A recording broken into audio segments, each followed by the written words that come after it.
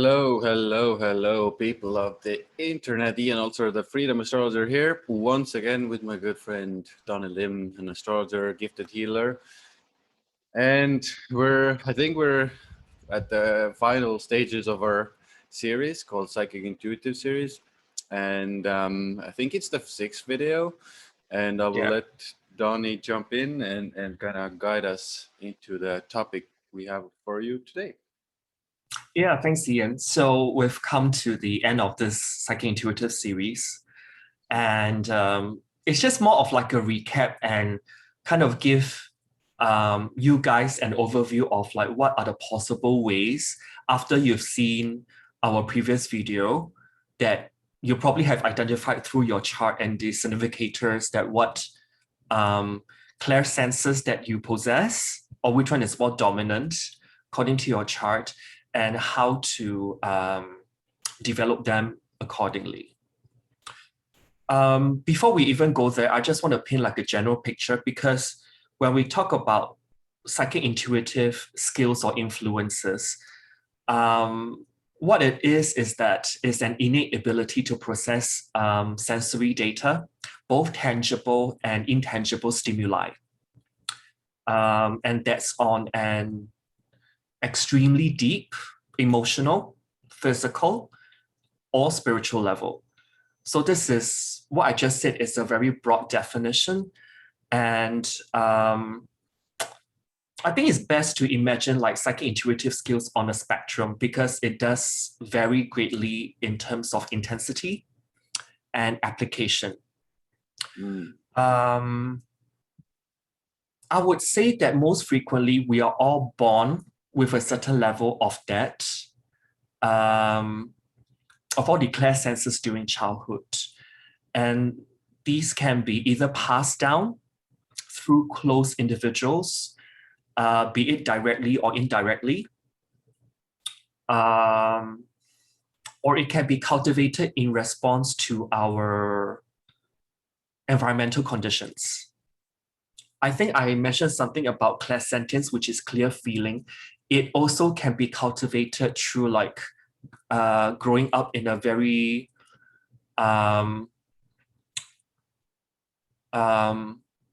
potentially traumatic upbringing, because you're always in a state of perhaps survival, and hence you always have to tune into that clear feeling or gut instincts, for example. And then that gets developed along the way as you like live out your life. I just want to say here, just a second, going to chime in, because I think this one is really, really important to understand, because a lot of people, let's say, gather these gifts during this kind of like traumatic places in their childhood. Then the basics are literally you're in the state of constant, you don't know where the next kind of argument comes from, next kind of thing, next energy towards you that's kind of negative coming towards you. So you start to develop these things within yourselves to start to kind of understand the energy, subconsciously, to kind of not be in those constant painful, things projected onto you. So I think maybe, if you want to put it on a list, maybe it's one of the most common ways to develop. Yeah, I mean, because particularly as children growing up, we've noticed more, we see more, we hear more, and we feel more. And these are the basic survival instincts that enable us as children to move through the world as our coping mechanisms of sorts. But having said that, as we mature, perhaps we are being told to stop being so sensitive. Big one. That goes unreal. Although I beg to differ, and that pain is always physical. And through this conditioning, we may actually start to believe that emotions and intuition are anti-ethical to science and reason. And we go into the other hemisphere of the brain. And through that, we actually suppress our gifts. perhaps we sneer at clairvoyance or people who still like keep that gift within them intact into adulthood. Or we may just simply accept the physical realm as the only extent of reality that we live in. So we just kind of numb that part out within ourselves. So if you guys actually take yourselves back into the previous episodes that me and Ian have covered in the previous 5 episodes, like we always mention about the 4th, 8th, and the 12th house. On one hand, it can really give us the gift of sensitivity, extrasensory perception, 4th, 8th, 12th house, to really feel into the not only the visible but also the invisible realms as well. But the 4th, 8th, 12th, not to forget, those can be potentially quite traumatic places in our lives as well, or spheres of life. And that may, on one hand, bestow us with gifts, but on the other hand, it may also what we choose to lock away from. Yeah. I have a really short story here from a personal, this is my experience, was, I always had this very kind of vivid dream life. For example, just one thing I had when I was growing up, and things happened during my childhood, adolescence. I really kind of suppressed it totally, to the point of like I couldn't even remember dreams at all. And then once my kind of spiritual awakening started, so I started writing down dreams, and gradually that gift started opening. Then I was able to, do what is it called now? The thing when you take control, lucid dreaming. Lucid dreaming, and I started, developing in these areas, and then other stuff started happening in these areas. So it's really possible when somebody's not there to kind of support you as you are younger and these experiences are happening to you, or maybe you're generating those experiences to kind of, and somebody maybe says what are you talking about, this isn't real, da da da, then it's extremely easy to kind of suppress those, and you have to start cultivate. If you want to develop them again, you have to start kind of bringing them up again, through different kind of methodologies. And writing down dreams is one of the easiest ones you can do, and kind of like everybody can do that. So it's almost like you're grabbing coffee with your psychic intuitive part of yourself. It's almost like you're treating like reconnecting with your psychic intuitive abilities like an old childhood friend of yours, because it's almost like a familiar quality to it, right? It feels familiar.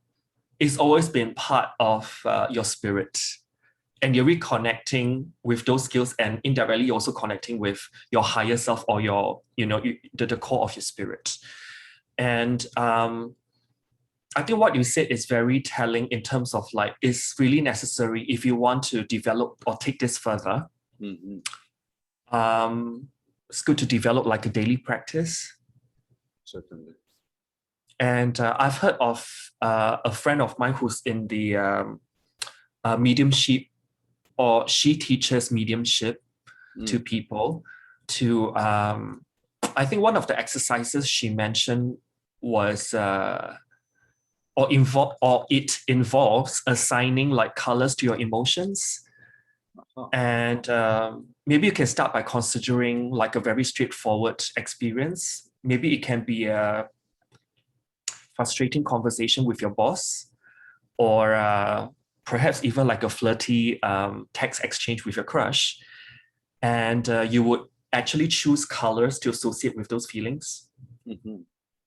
And then over time, the color that you associate certain experiences with colors, it will somehow fuse or become synonymous with that emotion, and your intuition will be able to somehow communicate through this non-verbal language.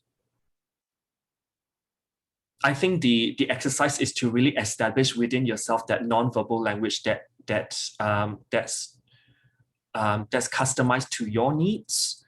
And once the color has been fused with the energy, your intuition will be able to signal on events outside your immediate realities. So for example, like you want to attach like a color to like something romantically linked.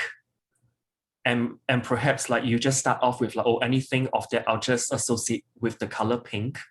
And so, for example, if you see something pink that keeps recurring in your external reality, you know that there are romantic feelings somehow floating around you. Aha. Oh, that's interesting. You know, just something. It's almost like you start getting dreamy with yourself, because it actually taps through that space of the subconscious. So it almost like you link, in this case, an emotion with color. And this will somehow like rewire your subconscious to function in a more effective manner. I think it's a very good. I think it's a very good exercise actually, because you kind of get, or also getting proof of that. Kind of like your gift, or like you, like the universe or the energies communicating with you, and you communicating with the larger things and the bigger things and the spirits. Maybe to add to it, just for those of you who have more like scientific minds almost, you can also, what I mentioned with the writing down of dreams, but even if you do like these types of exercises, like emotional, connecting the colors, you can also, whenever you have like an, let's say, what I can call like a bigger event or a bigger manifestation of your gift of the psychic realm, you can write it just down. Just because when you write it down, you kind of, again, you're like proving, okay, this happened, so this is possible for me to happen in this. And when you do that more and more, the things start happening more often as well. Because I think, like, to piggyback what you just mentioned about dreams, because dreams are a great pathway to the subconscious realm. And it really symbolizes, to a very large extent, like the alternate reality to our conscious waking world as well. And if I think about it, dreams actually represent like a portal. And the more acquainted that we are with this subconscious realm, the more easily we are able to access the full spectrum of our psychic intuitive gifts. And by kind of journaling, like keeping a pen and paper or a notebook close to your bedside, and just kind of jotting down and become comfortable with that, like journaling your experiences with what you experience in your dreams, you're actually more acquainted with your, I would call it astral body, because it's through the astral realm during our sleep that is boundless. We are not tight. We can just go from 1 second in one place to another second in another place in our dreams. And I think as we increasingly become comfortable with the subconscious mind, all of us will begin to have this, I would say, incredible fluidity between worlds as well.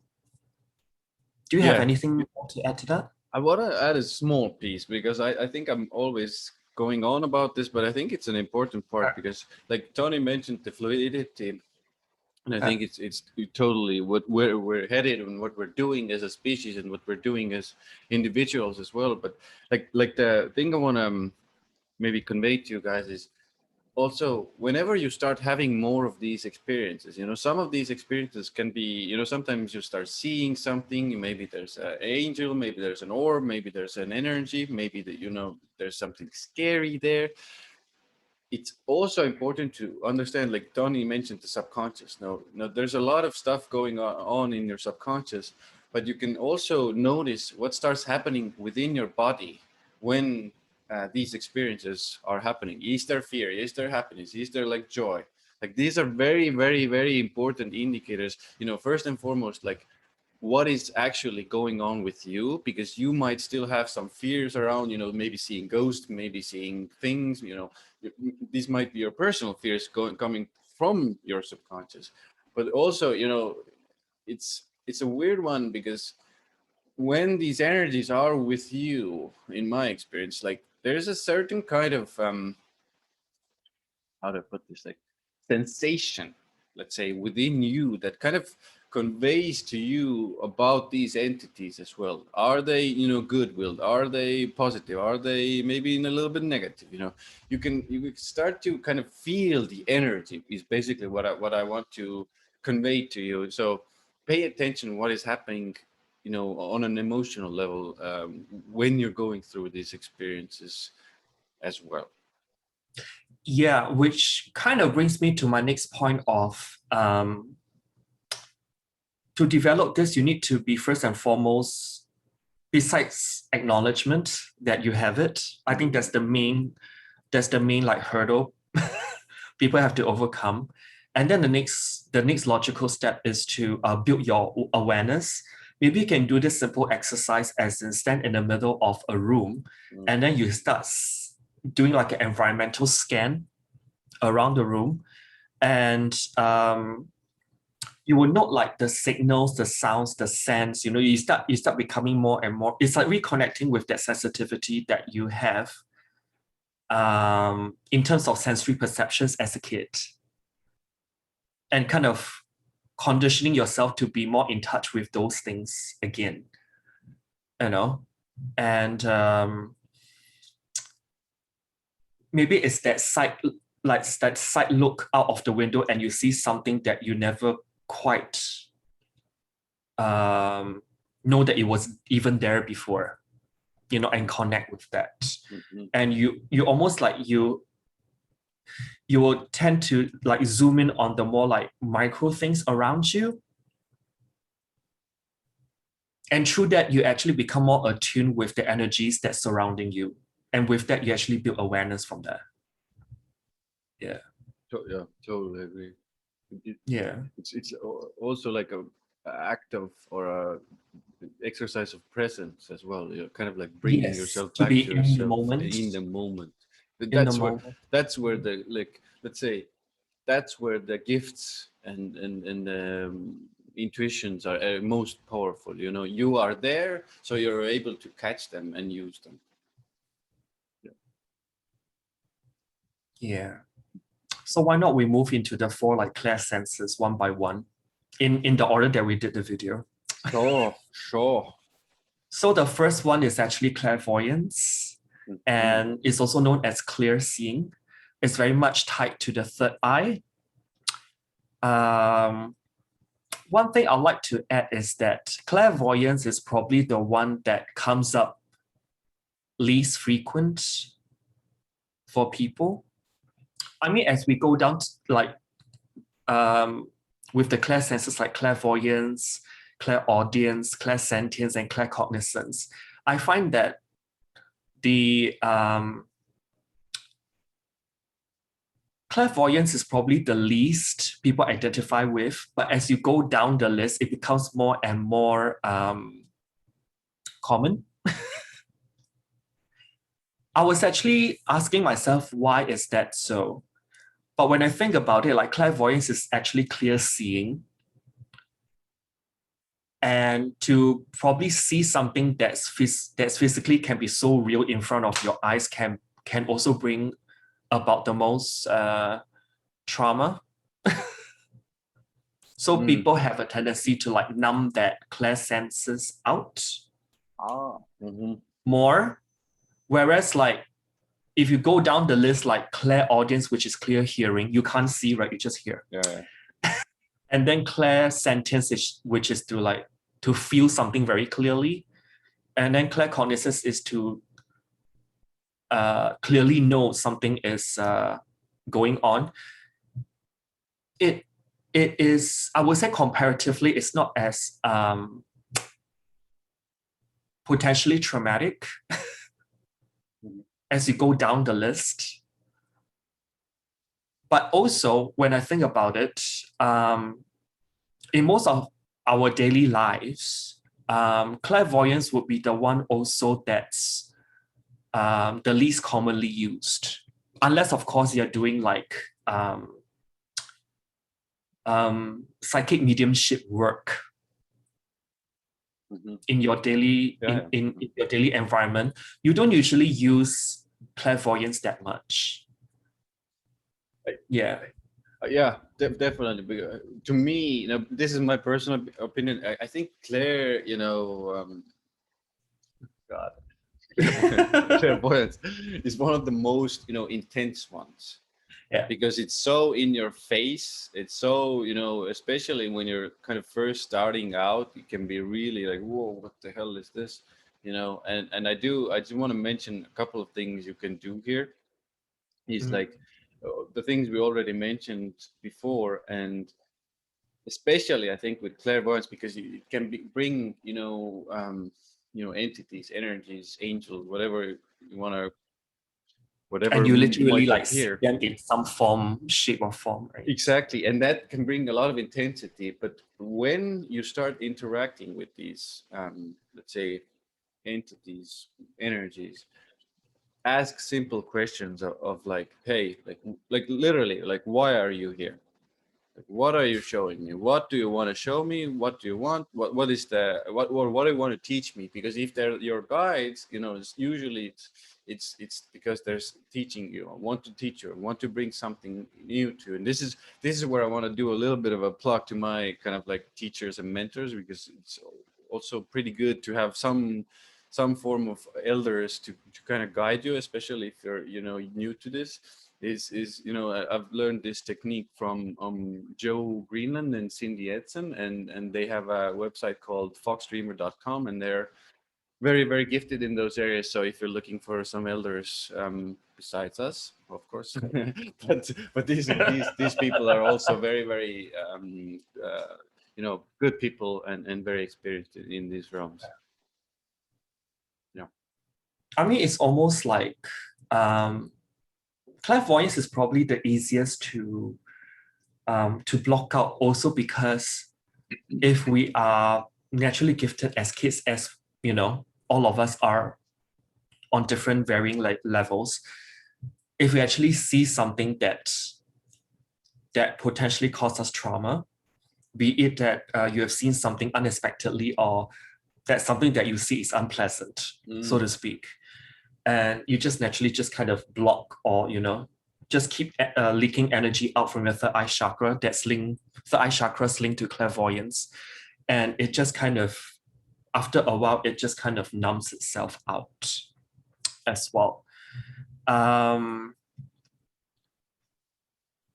Also, I find that a side topic from this is that clairvoyance is probably the hardest psychic gift to hang on to as well, because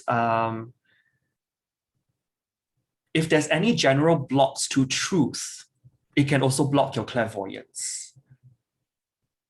For example, if you actually live your life in a state of denial or falsehood, your clairvoyance ability will be weakened. And if you want to have like a very strong intuition, in particular pertaining to clairvoyance, you need to get into the habit of facing up to truths in your life. It gets harder as we age. And if you kid yourself or just keep like bluffing yourself about something on a regular basis, it weakens your trust in your perceptions. Actually, in general, to any psychic intuitive abilities, and this will affect, in particular, your clairvoyant gifts and talents. That's how I put it as well. Yeah, very nicely put. Yeah. I've actually written here like there are further tips if you want to really go that way, as in really stimulating your third eye and perhaps opening it. I particularly find like crystals like clear quartz, lapis lazuli, and actually amethyst can be pretty good as well. You can meditate with those crystals over your third eye chakra, or you can just have you can just open up your options Like, for example, if you go to a crystal shop with the intention of finding the right crystal to help you open up your third eye, somehow the crystal will find you. And you may be drawn to that particular crystal in the shop, which can help you. I also wrote down something like meditation helps a lot. Sure, of course. Yeah. I have one small exercise as well, just to kind of this is what I personally do as well. Before bed, I like to do a prayer to my supporters, but also what I like to do is close my eyes and start focusing literally where my third eye is. Now, at first, nothing might not happen for you, but as this goes on and you kind of train, you will start to see images there, pertaining to particular situations, sometimes totally wild, sometimes very kind of logical, but it is just a practice you can do on your own in your bed before going to bed. So it's almost like connecting and stimulating your mind's eye, which is the third eye chakra. Yeah. And by the way, the mind's eye is very much the moon and Mercury energy together around here. And perhaps using affirmations may actually help as well, because this kind of reinforces that. You can probably say something like, I am profoundly clairvoyant. It is safe for me to see. It will take a while before it actually kicks in and work. But then it's almost like just build your just incorporate it as part of your daily practice, because those will really help. And last but not least, probably one of the harder ones, but it's not impossible, is to release and heal whatever fears and trauma that you have around seeing spirits as a child. Oh, that's a huge. Now that you bring it up, I really want to share a quick story, because I had this experience. I think this is important now. Glad. Maybe I talked about it. I can't remember. But anyway, really quickly, when I was 10 years old, I had this really big experience. I was alone at home, sick, a little bit, sick, not anything like super serious, not delirious, anything, just sick. And I was alone there, and really like weird things started happening. Paper started flying, no windows were open, the cupboards started shaking, and the last thing was I saw like a spirit entity, moving from the hallway to my room, or my room and my parents' room, towards that. I was really freaked out. I was like super freaked out about this, and I went to talk to my, first and foremost, my parents. Now this is weird, because I talked to other people about it as well. Luckily, in my case, my father has had these experiences as well, so he was kind of supportive. So he was, acknowledging that these things happen, and these are, possible to happen. But most of the world that I shared this story with was like, yeah, Ian, you're pretty crazy. You're imagining things. You're da da da. So there, this mixture of kind of feedback I got from as a 10-year-old was I'm glad that I got some support, so I didn't go I was too crazy, but most of it was like, oh, I should shut it down. So mostly I did shut it down. But I kind of get my like toe in the world. So when I was, let's say at the appropriate age, or my spiritual awakening started low. So going back to that experience actually helped me bring, some of those gifts back. Yeah, that's what I want. I mean, as I said earlier, right, it's like grabbing coffee with your inner child, or what you experience as an inner child. And I think with that, it really pushes you to trust not only in yourself, but in the universe. And with all those that you mentioned before, like the meditations, the visualizations, or the exercises that we just mentioned, all these are necessary to help you release the fear or trauma surrounding clairvoyant abilities. And it also helps to reopen your third eye if it has been numbed out or closed before, due to denial and etc., or conditioning. those meditations, visualizations, and exercises can also help to strengthen your third eye and also focus your intuitive vision as well.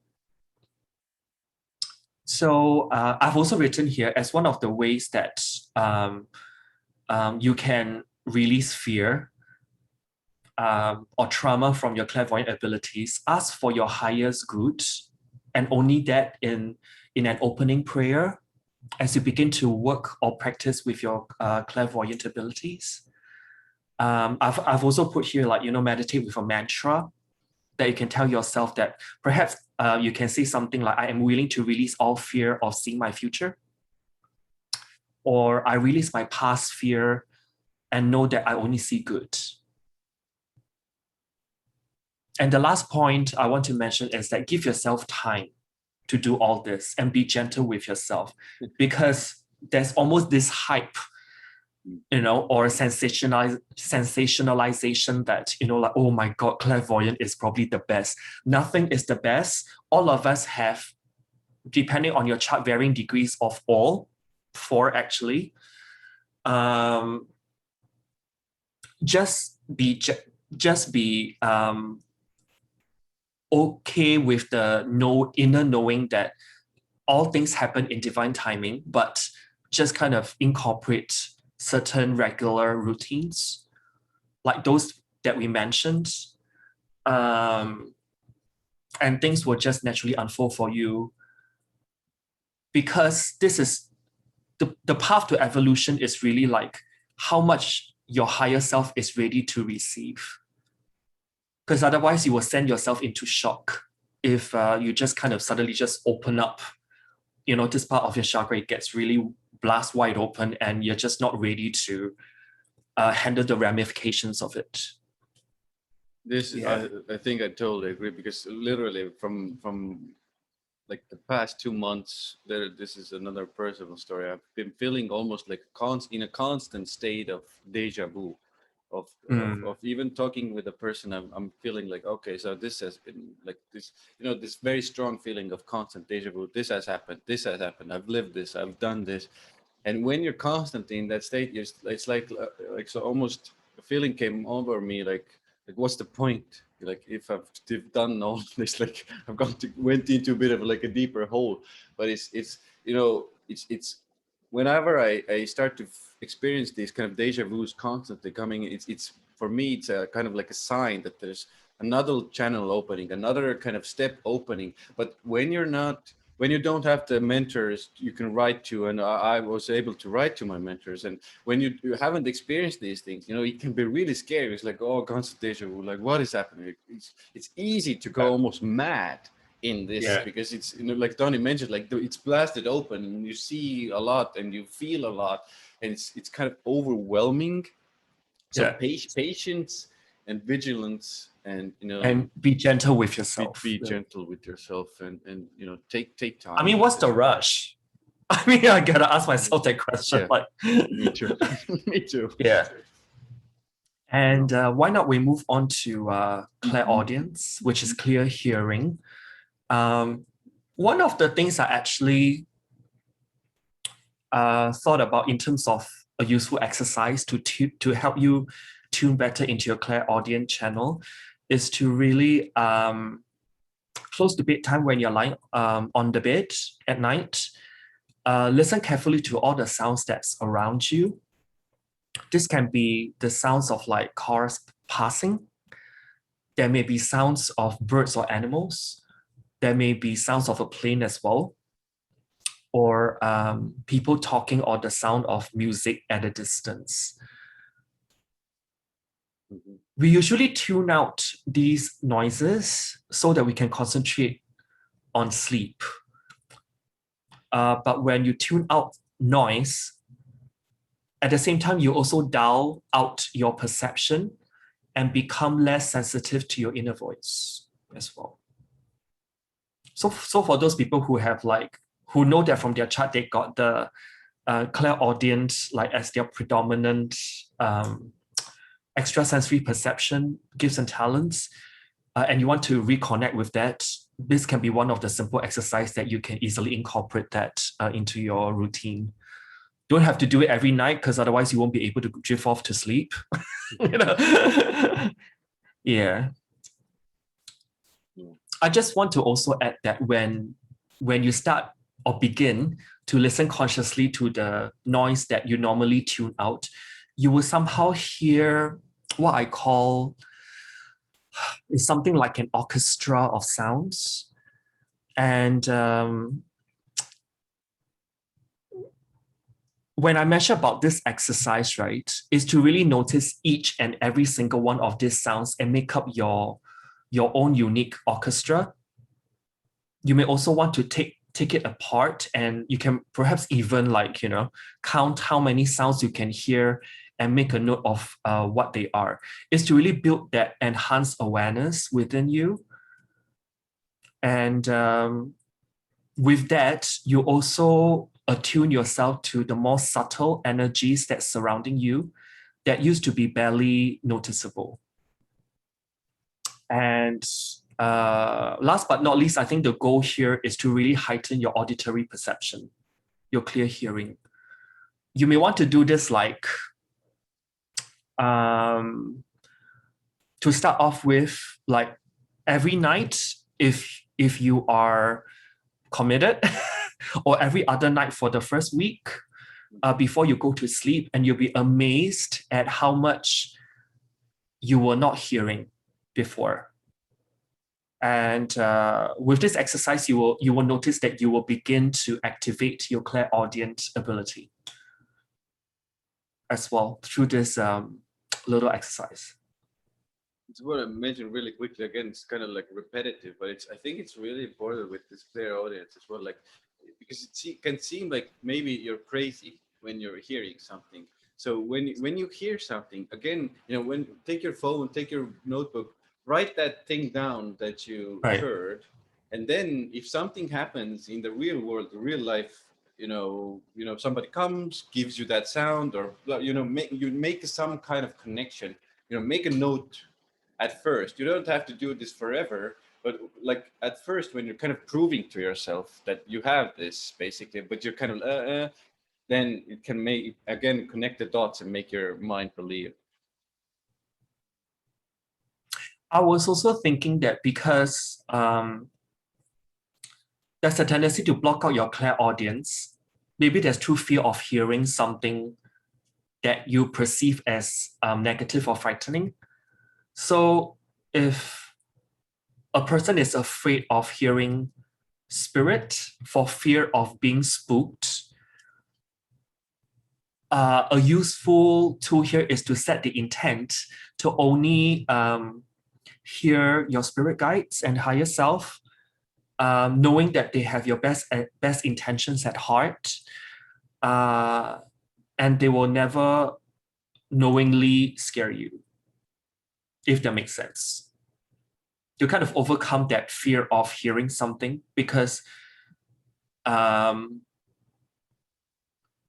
it's just a matter of perception of how you perceive the sounds that comes to you.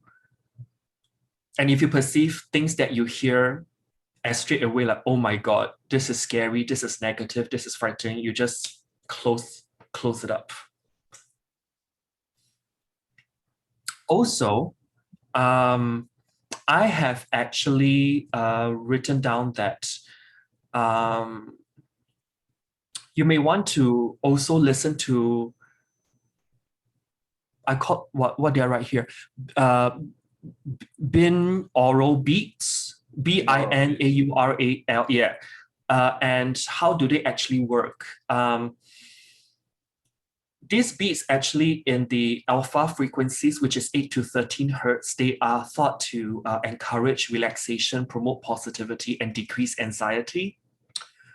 Those beats in the lower beta frequencies, like 14 to 30 hertz, they have been linked to increased concentration and alertness, problem solving, and improved memory. And all this are part and parcel of the important qualities that you will need to build up your clairaudient channels. And the next point that I have is meditate. Meditate helps, with everything that's psychic intuitive. And last but not least, affirmations. Affirmations to positively reinforce yourself as that it is safe, to actually listen to your inner voice. Because that's what clairaudience is that what you're actually hearing is a reflection of the inner voice within you. Mm-hmm. Yeah. You may also want to listen to the sounds in the room, like I mentioned earlier. Like close your eyes and breathe deeply and just focus on the sounds in the room right now where you are. And you may want to extend your hearing slowly but surely, like what you hear beyond your immediate surroundings, and how far can you stretch your ears, metaphorically, of course.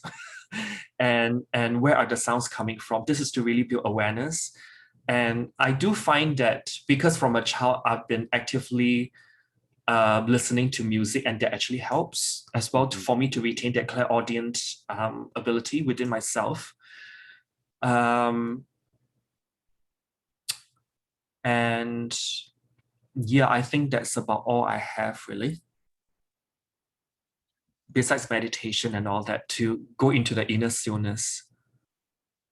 It's like 12th house energy that helps to still yourself when you're alone. And Saturn is in planetary joy in the 12th house, so it really can bring you that deep joy. Because one thing that, people always mention that Saturn is like bad or is the greater malefic and all that, but Saturn can also bring you the greatest heartfelt joy that you never felt before. And the most material, tangible results, I would say. It's almost impossible not to get anything. Like, you have to have Saturn. You have to use it, in my mind. Yeah. And I think the next one will be clairsentience or clear feeling. Mm-hmm. I just want to mention, guys, some of these might overlap the things, you can use some of these meditations and feelings with different kinds. You don't have to only, use them with clairsentience or clairaudience or Right. You can use them in general, as well. But, I think it goes back to the point that when we cover each and every episode with like each clair senses, right? Mm-hmm. Each of the clair senses, the significators just overlap. Yeah. And so like you can see the methods of developing it can also overlap in some ways. And guys, if you haven't seen the previous ones and you don't know what significators we're talking about, just go back, on our channels. The videos are right there. Just search Claircognizance, use the abilities, etc. Now we are right at the third one, which is clairsentience or clear feeling. This one is pretty interesting because it's when we talk about clear feeling, you are also reading someone's energetic imprint. So a quick exercise that you may want to use to develop your clairsentience further would be like, perhaps ask a friend to show you like a picture of somebody they know well, but also make sure that you don't know the person in the picture. And you look into that person's eyes and tune into their energy. And kind of like, what are the things that you pick up on how they feel at the moment of the photo being taken, for example. And if honestly, this is your first time that you have consciously used your clairsentience, you may just only pick up like a basic negative or positive vibe from the picture. And you may also ask yourself what this individual is like as a person, and ask yourself whether you trust that person. And is there anything else behind the person's eyes that they are revealing? And now check with your friend who actually show you this photo of this person that you don't know, and you kind of can, that friend can tell you that, oh, how accurate are you in terms of what you picked up as well. Also, there's a thing called psychometry exercise, which is about holding and getting hold of an object that someone has worn regularly, like a watch, for example, or some other thing. And because all objects actually absorb energy from their owners, and if you're clairsentient, you can tune into this energy residue from this item. Maybe hold the object in your hand for like a minute or two.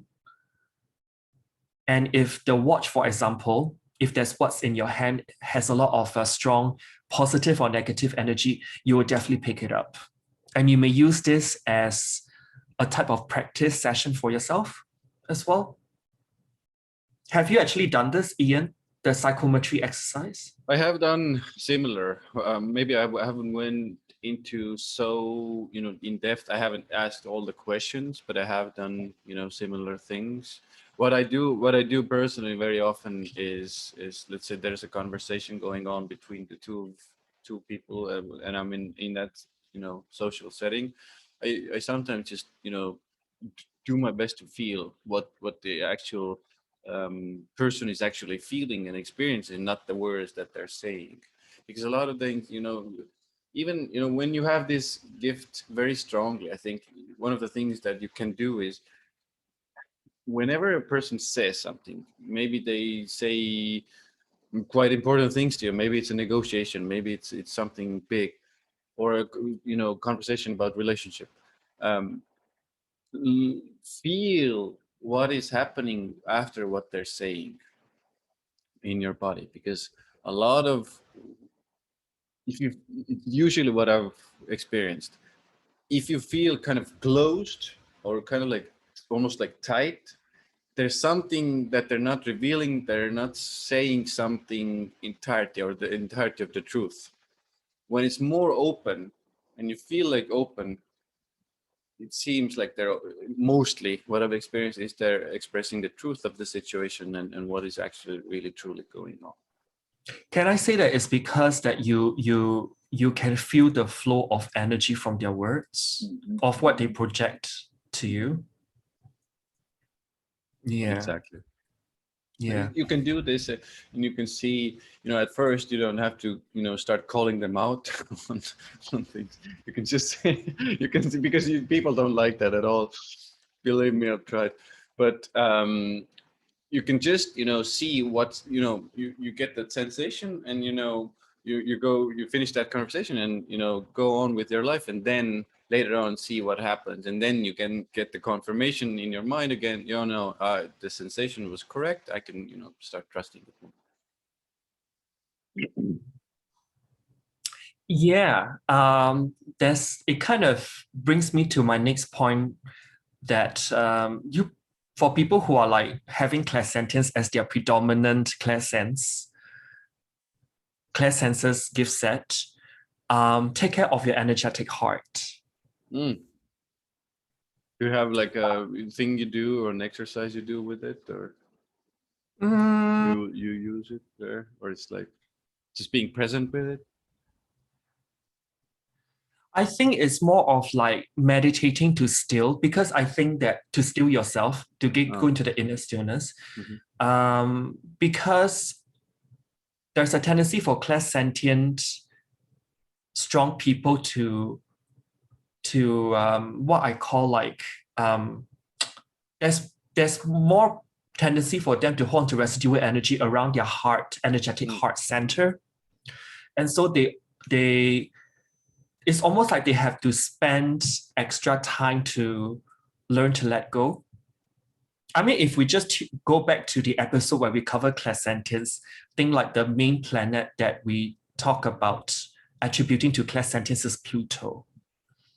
And Pluto, if we think about the archetype, is probably one of the planets that's that we at least initially find it hard to let go of certain stuff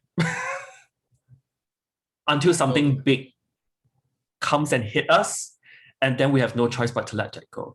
So learning to let go becomes very important for clairsentient strong people. I think the understanding here is that not everything you feel is yours, nor it is your responsibility to feel everything around you. And if you feel kind of out of sorts, imbalanced, unusually depressed, and you don't know why, or you feel overwhelmed, or you may be full of other people's emotions, just at some point you need to have that clear understanding that your job is to recognize it when it happens, and then you just clear yourself out from their business.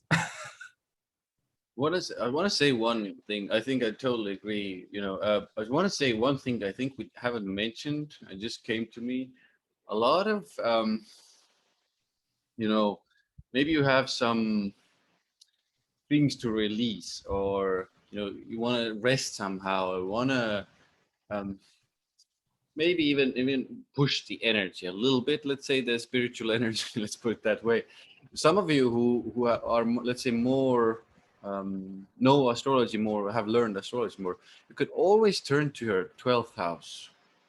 Whatever is there in the 12th house by sign, by planet, you can use that energy to kind of push those openings from your subconscious, and then they all very often lead to spiritual openings as well. It's just a very, very good example of this. A person with Aquarius 12th house, Pisces ascendant, they actually went to a group, Aquarius, and they did breathing exercises. Breathing, what I can't remember the technique exactly, but it was group breathing exercise techniques, and a lot of things opened up in that case, and they had actually problems with becoming pregnant. So after that release, they felt a really huge opening in that group setting. And breath work, is it? Breath work, basically, yeah. I think there are different kinds of breath work, but basically breath work within a group, and then they become big because of that opening that helped them really to release some of that stuff, and they become pregnant. I think 2 months later, or month and a half later, approximately. In this case. I also want to add that for clairsentience, right, it's even more important to get grounded because of that. Like, it's almost like someone who's very clairsentient, the auric field gets more porous, or there's more osmosis or diffusive ability, and you just pick up everything. And so energetic residue can really stick to you. So it's even more important to release what's not yours. And there are certain affirmations about letting go. What other people feel is not really a responsibility to take on. But on a more practical level, you may want to also regularly smudge yourself with sage. That's really good. And you may also want to consider like salt baths as well to cleanse the energy of the residual stuff that sticks to you, during the day, so that you will it makes you feel lighter. And there needs to be this practice that's built into your routine to help you stay open without being overwhelmed. And if you don't have a lot of time, even a simple shower, literally Right. just shower, just cleanses a little bit already, so you can ground yourself a little bit, and come back to your own body and see what you are experiencing, what you are feeling, not the residue of others. Yeah, because the thing is that where someone is so clairsentient, right? It is so easy to be energetically bombarded by picking up energy all around you. And it's even more important for you to set healthy boundaries for yourself. That what you allow into your experience. You may also want to contemplate setting your intention each day to experience your highest and best good, and only that. That's when the affirmations can come in terms of your practice to make sure you are still connected with that gift, but minimizing the potential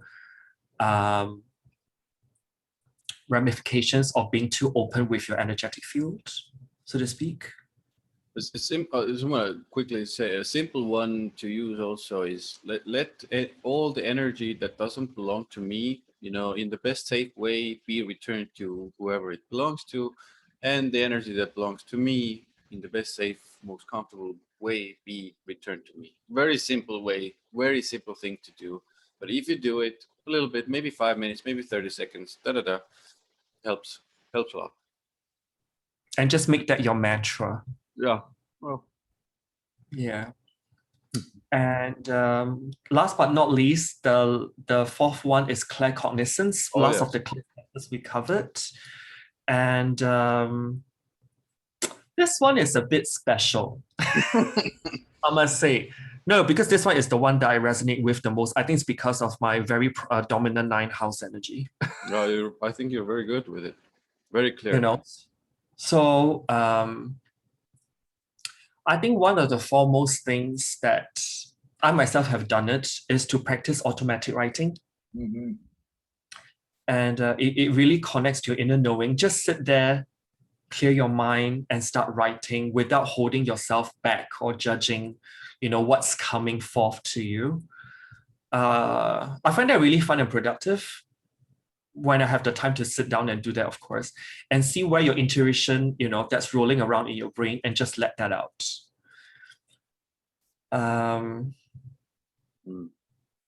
I think the best part is that I will keep those writings, and then in time I will know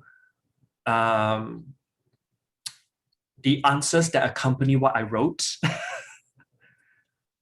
That's straight from intuition, or it can be coming from my higher self, or you can come from spirit guides. I really like that, because you're like literally you have proof there with this exercise. That's really good. I mean, if people go back to watch our claircognizance episode, it's really talk about that 9th house, right? Mm-hmm. And then the polarity axis is the 3rd house. It's really like writing stuff out. So it's something that is like communicable. There's some be it written, spoken form that you can go back and trace it. Yeah, you can record it as well on your phone or something. Yeah, if you don't want to have automatic writing, you can just buy one of those voice recorders. And just really just have voice notes recorded up there, and just go back and just revisit those. And it can really bring a lot of potential confirmations.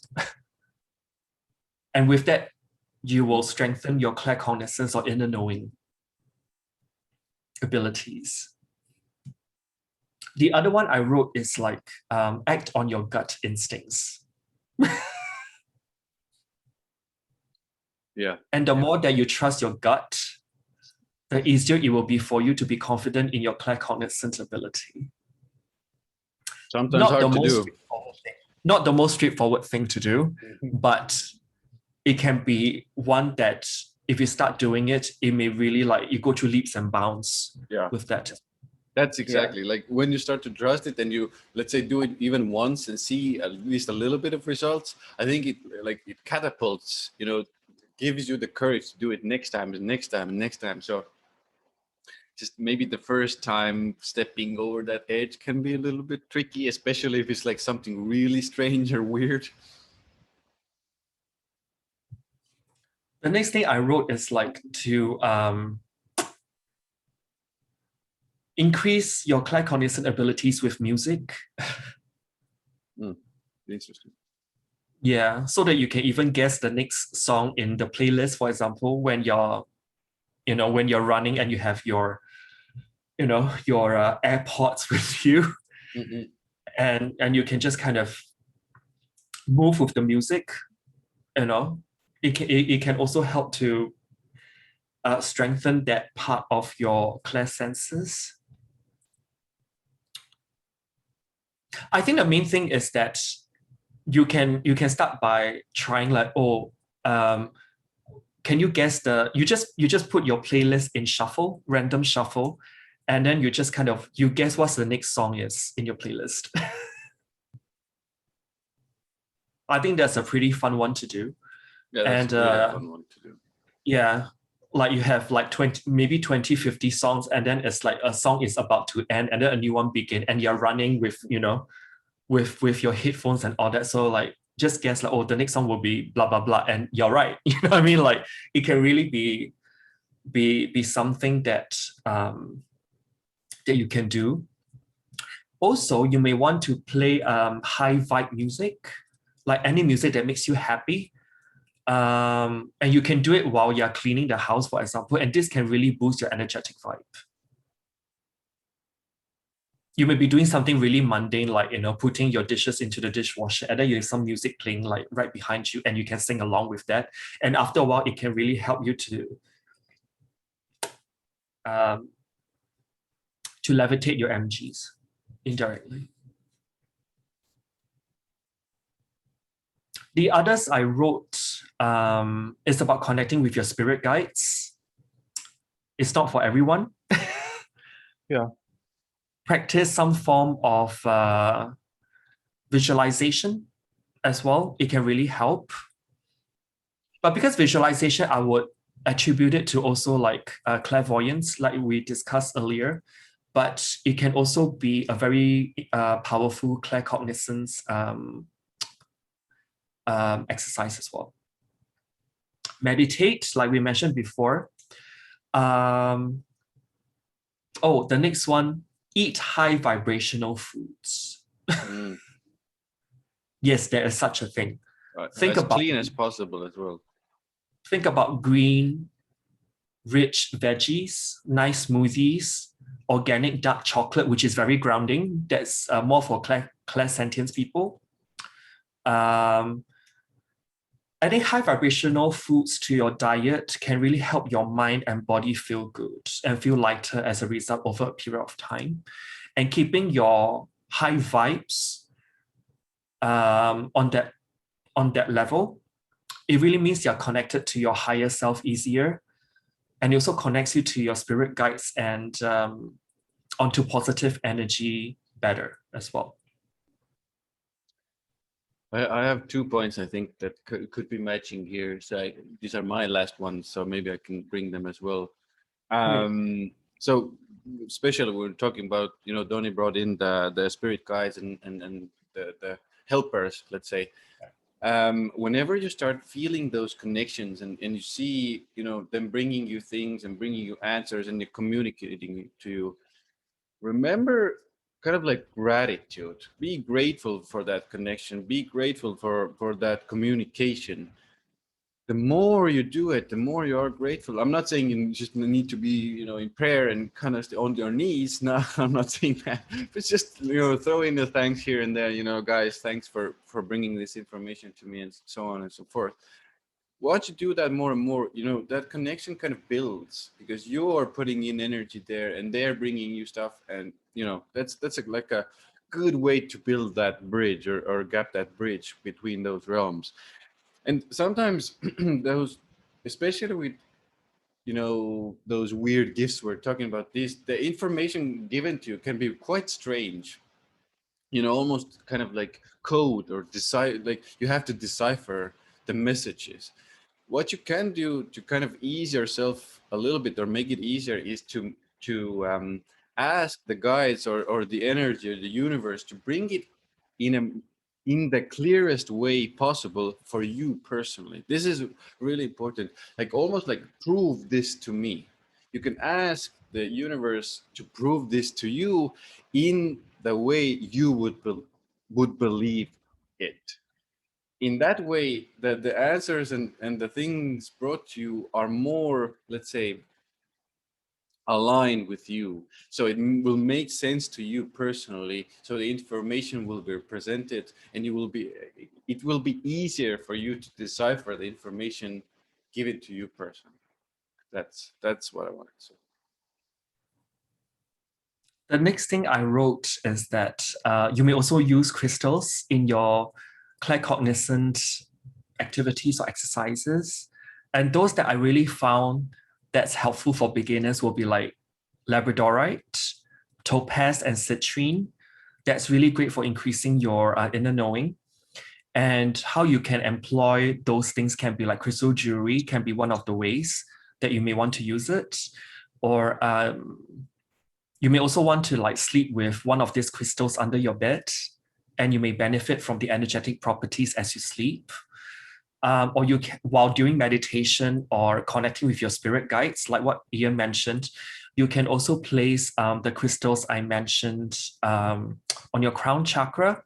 But besides the crown chakra, which is the main chakra that's responsible for claircognizance, you may also want to place it on your third eye and solar plexus as well, which is around the tummy area, the upper tummy area, because we download a lot through claircognizance via our crown chakra, but there needs to be some grounding influence within the chakra system to make sure that we retain those messages. And those will be the third eye and the solar plexus. So if you know someone that's got a very strong 9th house Sagittarius energy or Sag rising, whatever, you will notice that if they are really tapping into their claircognizance skills, usually their midsection gets bigger and bigger. Interesting. You will notice that their waists are usually thicker. That's what I realized as well. Yeah. And also, since inner knowing or claircognizance requires you to be in a state of relaxation and openness, I think that this point also like it applies across all clair senses in terms of development. You may also want to diffuse essential oils as well, like drops of lavender, rosemary, or bergamot essential oil into your diffuser during your practice. And you may feel that it actually enhances that experience as well. One particular special thing I want to talk about developing your claircognizance is that you may want to use like Zener cards, Zener, and they are a fun way to increase psychic ability, particularly claircognizance. And it's actually a set of cards that have like a circle, a cross, wave pattern, a square, and then star. It's a set of like 25 cards that you can use it. It's actually developed by this perceptual psychologist Carl Zener in the early 1930s. And this is really like a fun way to tap into your claircognizance as well. You can probably purchase those online.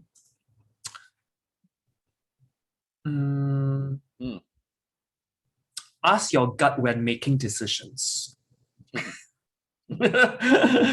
Maybe you want to elaborate on that? I think it's a good way. I haven't used that specific way, but the gut feeling it's so at first hard to take action on. Right. I think it's really kind of, you need to almost like force yourself at first. And even later, maybe you haven't used it for a while, it's still like, what is this? And then you still have to go through it. So that first step will be important. Use will there, kind of like will, or maybe even like, I think in this way, the series will help, because why I even kind of built up the courage to use some of that in my own life was that because, you know, some other people, you know, mentors and teachers kind of like shared their experiences as well. Like, hey, I did this, it was scary, but then, you know, good things came. So hopefully this kind of like us saying this to you, to kind of learning to trust, and you can trust it in, maybe start trusting it in you know, maybe smaller decisions if possible at first, to kind of prove yourself that it works, and then, you know, if the bigger stuff comes, it won't be that scary. So hopefully this kind of encouragement helps a little bit there. I actually got a fun way to kind of also develop your claircognizance, not clear inner knowing ability. When you're stuck with like a question in your mind and you need to make a decision, but you have time to lead up to your decision-making moment, write down that dilemma that you have onto a piece of paper and slip it under your pillow. So literally is sleep over it overnight. And then when you kind of wake up, you just take that little piece of paper from your pillow, and then when you look at it, maybe something will hit you. There can be like a fun way to do it as well. And another way that I have seen some friends do it is to ask yourself questions with flashcards. That can also be like a fun way, like if you want to practice with friends, like this back and fro. Each one write like certain questions for the other person. And then you just kind of, okay, this, and you just kind of like, you know, practice back and forth with each other. And those can be really helpful as well to develop your claircognizance ability. If that's your predominant sensory gifts and talents, that is. Do you have anything more to add? I think I'm all kind of out and done, actually. How do you? Yeah, because honestly, there's like a whole like list of potential ways that you can develop your gifts and talents. But I think you may want to watch back our previous 5 videos to kind of identify for yourself according to like the significators we mentioned, and kind of identify probably out of the 4, maybe the top 2 clairsenses that you're exhibiting more or feel connected to. And then you may refer to this video in the relevant section to kind of have a taste of what you can do about it to develop those. And, you know, I think we mentioned it a couple of times, but like we gave a lot of practices and things here. You don't need to go too crazy. You don't have to do them all, you know. Just pick some, be patient, be vigilant with these, start seeing results, you know, and then do some other things, develop those, you know, go, you know, in a grounded way, not too. Or you don't have to go ham and hard at it. Yeah, this is not like a, you know, a project competition. Competition or a project with a deadline you need to finish. Right. Be open and curious and vigilant and patient. Because ultimately, I think when we started doing this series is to really help people to like tap onto what's innately already inside them, but they have probably disconnected with time. Because as we know, like, you know, the outer world is not really as reliable as we think, you know, it should be. So we've only got our inner selves to kind of depend on in this period to navigate our decisions and all that. Yeah, guys, it's a weird time we're living in, I would say so, and you know, uncertain time in a lot of ways. And if you have some of these gifts and things, you know, kind of supporting you extra, I would say, you know, it adds an extra layer of feeling safe in the world. And, you know, when you're connected with their guides and their help, you're seeing that they're bringing you things and helpful companions and stuff like that. It's kind of makes you feel more safe. You will be able to kind of navigate these murkier waters we're in right now as a society and as a species. Yeah, I think that's about it from us. that's about it. It's the end of the For this series. Yeah, I think most likely we'll do some more. We don't exactly know what they're going to be about, but all in divine timing, right? Yeah. we're going to communicate with our guides and bring you the next topic, hopefully Right. soonish. Yeah. But yeah, guys, thanks for watching. Thanks for listening. Hope it made sense to you. You can get, you know, the info, the reading. If you want to contact us, info will be in the description below. Like and subscribe to our channels, and more stuff soon. See you guys. Right. Bye. Bye.